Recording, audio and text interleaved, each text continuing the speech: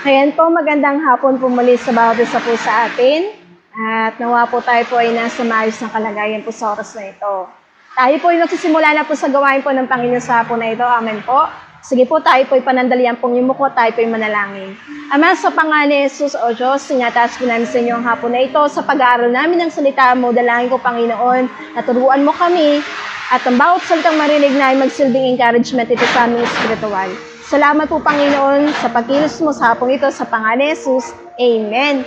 Ayan po, tayo po ay magsisimula na po sa gawain po ng Panginoon at marami na po tayong narinig at marami pong itinuro po sa atin na encouragement regarding po sa camping. Amen po. At pagpapatuloy po natin. Amen po. At dito po, mababasa po natin dito sa Exodus na ang mga Israelita din po ay kailangan mag-camp. Amen po. Na kung saan ang sabi po dito sa Exodus chapter 3 verse 17, ang aking sinabi, aking alisin kayo sa kapigatian sa Egypto at dadaling ko kayo sa lupain ng Cananeo, Heteo, Amoreo, Perizeo, Heveo at Jebuseo. Sa isang lupaing dinadaluyan ng gatas at kulot. Ito po yung kadahilanan kung bakit po gustong alisin ng Diyos yung kanyang bayan doon kay Paraon o doon sa lugar ng Egypto. Kasi nakita ng Diyos yung kapighatian, yung kalungkutan, yung paghihirap ng mga Israelita, na kung saan makikita po natin dito, ayaw ng Diyos na nahihirapan ng kanyang bayan. Parang tayo po, sa panahon po natin ngayon, may mga kanya-kanya po tayong struggle, amen. May mga kanya-kanya tayong kapighatian, may mga kanya-kanya tayong pinagdadaanan na nalulugmok tayo, na hindi tayo nakakaalis dun sa bagay na yun. Pero sabi po dito, ang gusto ng Diyos, alisin tayo sa pagkalugmok. Alisin tayo sa nahihirapan ka. Amen? Kaya ito ang ginawa ng Diyos sa bayang niyang Israel dahil nakita niya kung ano yung pinagdadaan ng hirap ng bayang Israel. Pero bago po sila makaalis dun sa lugar na yon, kailangan mo nilang makalagpas kanino? Kay Paraon.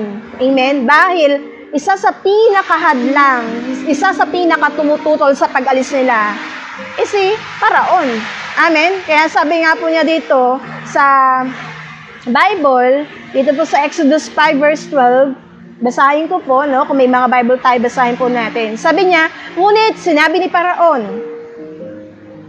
sino ang Panginoon na aking pakikinggan? Ang kanyang tinig upang paintulutan kong umalis ang Israel? Hindi ko kilala ang Panginoon. At saka, hindi ko pahintulutang umalis ang Israel. Dito po, ang pinakamalaking struggle po nila ay walang iba kundi yung Paraon. Dahil sa ayaw niyang paalisin yung mga Israelita. Parang sa atin po, ngayong magka-camp.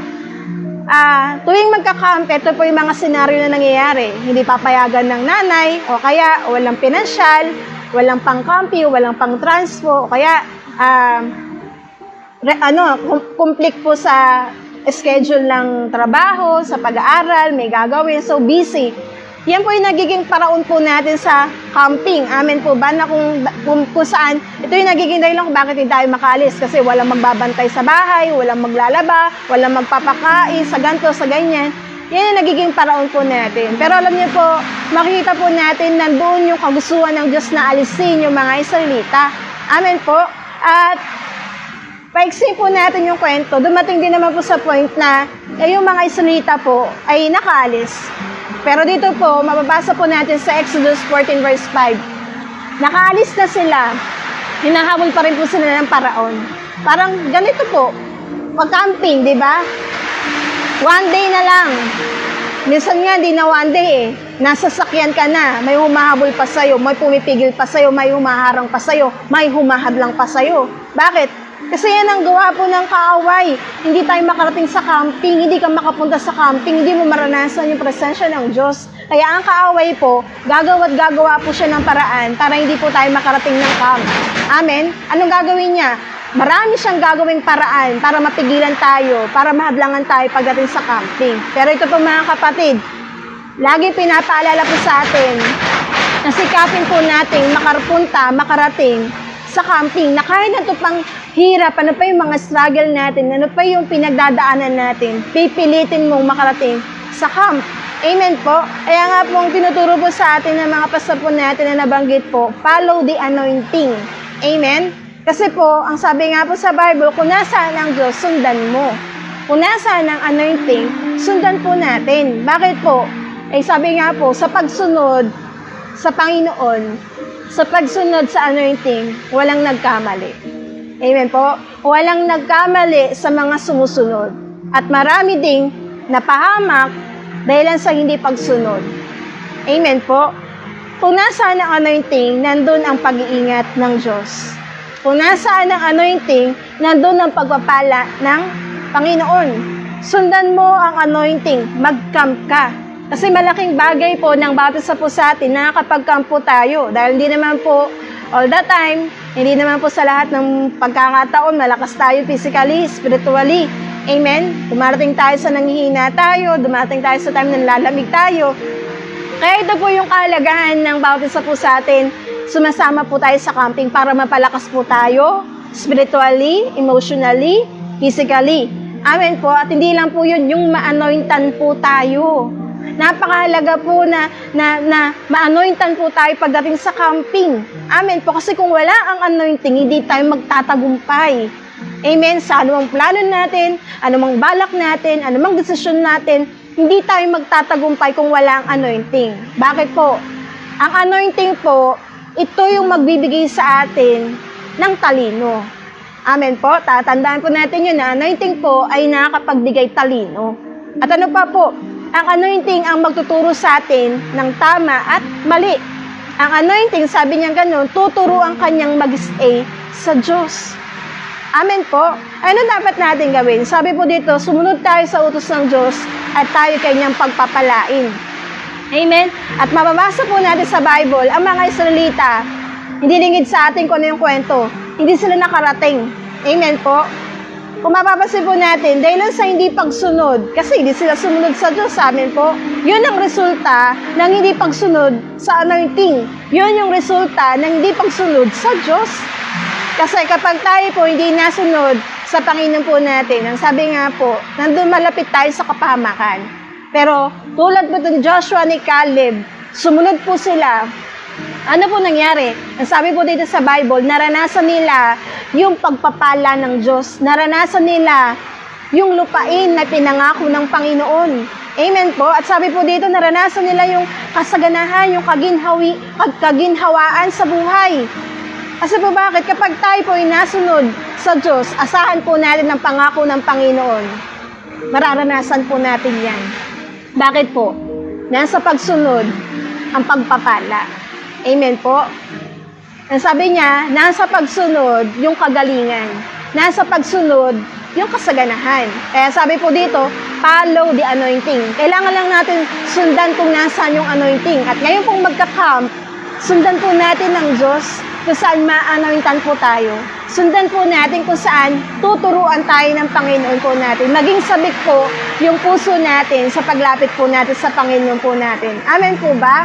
At dito po sa camping, mapapalakas po tayo. Siyempre, financial po, may mga pangailangan po tayo. Pero sabi nga po dito, kung yung mga Israelita nga, di ba? Walang-wala sila sa paglalakbay, pero binibigay ng Diyos yung kailangan nila. Amen po. Paano pa kaya po tayo mga anak ng Diyos? Hindi ba kayang ibigay ng Diyos? Kayang ibigay ng Panginoon. Amen po. Kaya sa bawat isa po sa atin, sikapin po natin na tayo po ay makasama po ng camping at mag-expect po tayo na may maganda pong gagawin ang Diyos sa camp na ito. Amen po. So, ayun po, sabi po, ulitin ko po ulit, follow the anointing. Ang Diyos ang magtuturo po sa atin doon sa tamang daan. Hindi tayo ililigaw ng anointing at hindi tayo lolokohin ng anointing. Kasi always, ang tinuturo po sa atin sa camping, always ang tinuturo sa atin ng Diyos ay yung papunta sa kalooban niya. At makikita, malalaman lang po natin ang kalooban ng Diyos kung kasama ka ng camp. Amen po. Dahil ang kalooban ng Diyos, hindi po natin makikita to sa paligid. Ang anointing, hindi po natin matatagpuan kung saan-saan. Kundi ang sinasabi niya po dito, kung nasaan ng Diyos, sundan po natin. Amen po. So, yun lang naman po yung maikli po na yung mababahagi ko po sa bawat isa po sa atin. Nawa po, sa loob po ng ilang araw na lang po, 7 days na lang po, maging excited po tayo. Amen po ba? So, yun lang naman po. God bless po sa bawat isa po sa atin. Tayo po ay manalangin. Ama, sa pangalan ni Jesus o Diyos, tinataas po namin sa inyo, Panginoon, ng hapong ito. Panginoon, Salamat sa mga bagay na tinuturo mo sa amin. Kaya mo, Panginoon, na mas lalo pa kami mapalapit sa inyo. Tigit sa lahat, sa nalalapit namin na camp, Panginoon, gawin mong uhaw ang puso namin. Gawin mong sabik ang puso namin sa salita mo, sa presensya mo, at ang bawat katanungan ay magkaroon ng kasagutan, maging malinaw sa amin ang plano mo, ang pagkatawag mo, Panginoon. Kaya Lord, salamat, Panginoon, nag-expect kami na meron ka magandang gagawin at pagkilos sa darating na camp. Lord, mag-iingat mo sa oras na ito sa bawat isa sa amin, Panginoon. Salamat po, Ama, sa pangalan ni Jesus. Amen. Ayan po, magandang hapon po muli sa bawat isa po sa atin. Mag-iingat po tayong lahat. God bless po.